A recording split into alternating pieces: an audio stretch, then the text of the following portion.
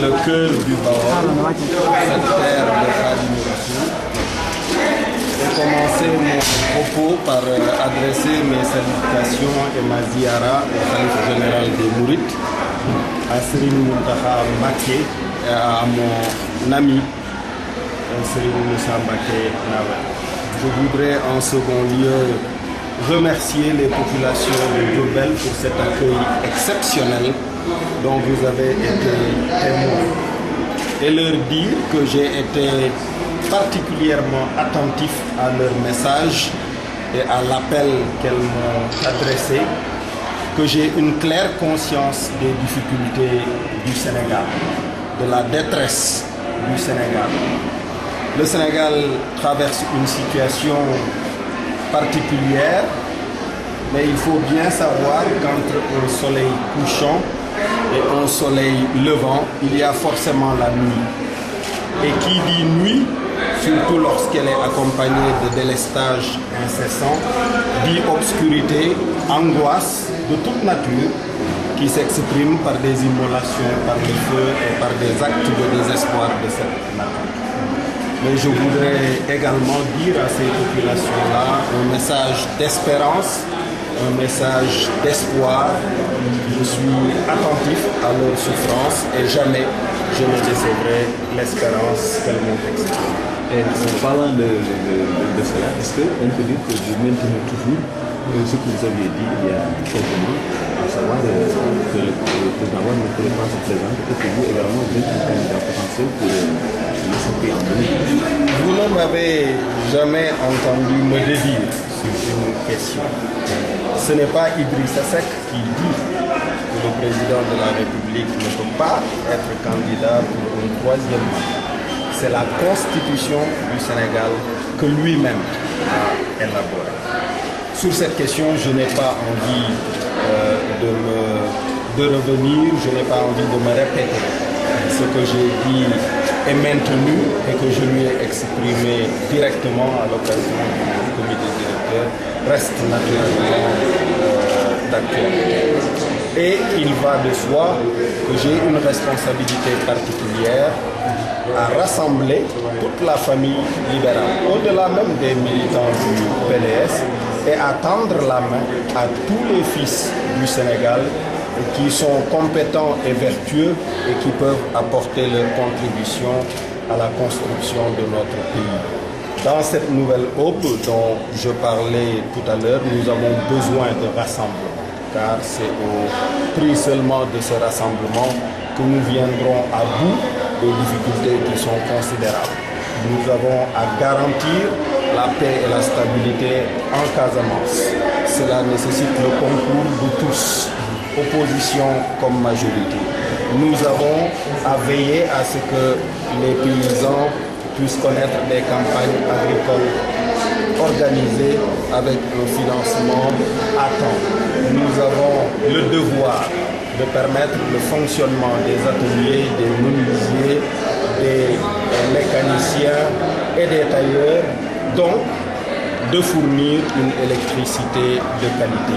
Face à toutes ces tâches, la mobilisation est absolument indispensable de tous les fils du pays et je souhaite que chaque Sénégalaise, chaque Sénégalais, en dehors des cadres partisans, se sente en mission d'ores et déjà pour participer à la transition à venir et à cette nouvelle aube. Vous vous êtes absenté pendant longtemps par votre présence physique au niveau du territoire sénégalais. Pourquoi ce choix de Diourbel pour une première fois? Vous savez, il y a un poète allemand qui dit qu'il est une façon d'être là qui, au plus vif de l'absence, relève toujours de l'éclat. Je n'ai jamais été absent du Sénégal et aujourd'hui, vous avez la démonstration que je n'ai jamais été absent du cœur des Sénégalais, du cœur des populations. Je sais que votre Cet accueil exceptionnel que j'ai connu ici à Diourbel et qui m'attend partout ailleurs est la preuve de cette jonction entre le peuple sénégalais.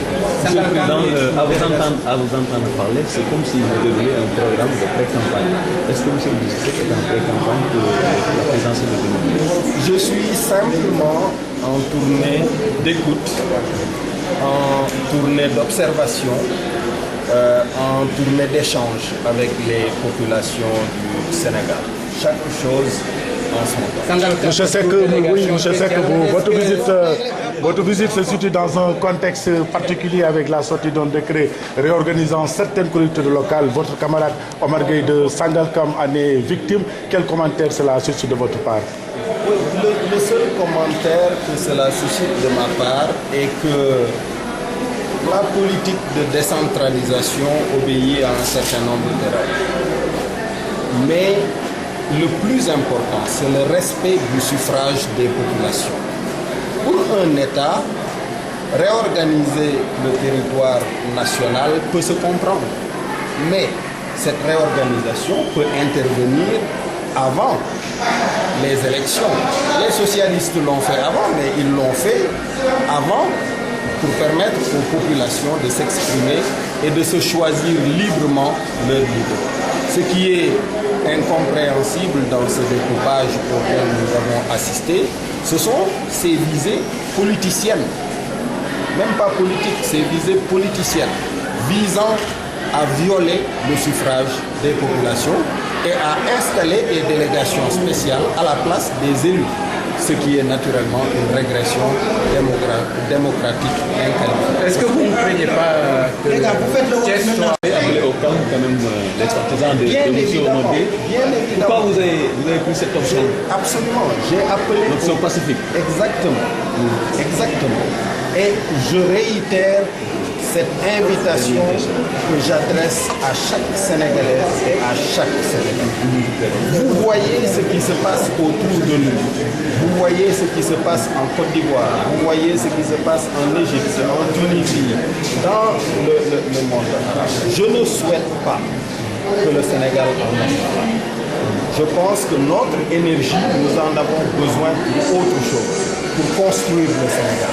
Pas pour détruire le Sénégal en augmentant la souffrance des populations. C'est pour ça que j'ai pris cette option de paix, de tranquillité et d'attente des échéances pour que les populations expriment le contenu de leur cœur.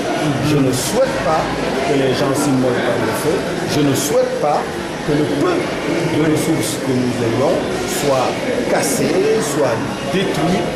Je souhaite que les gens patientent. Je sais que la désespérance, je sais que la colère est extrême, la tension est extrême, mais il est de la responsabilité d'un leader politique destiné à assumer la charge de président de la République de veiller d'abord à la paix, à la stabilité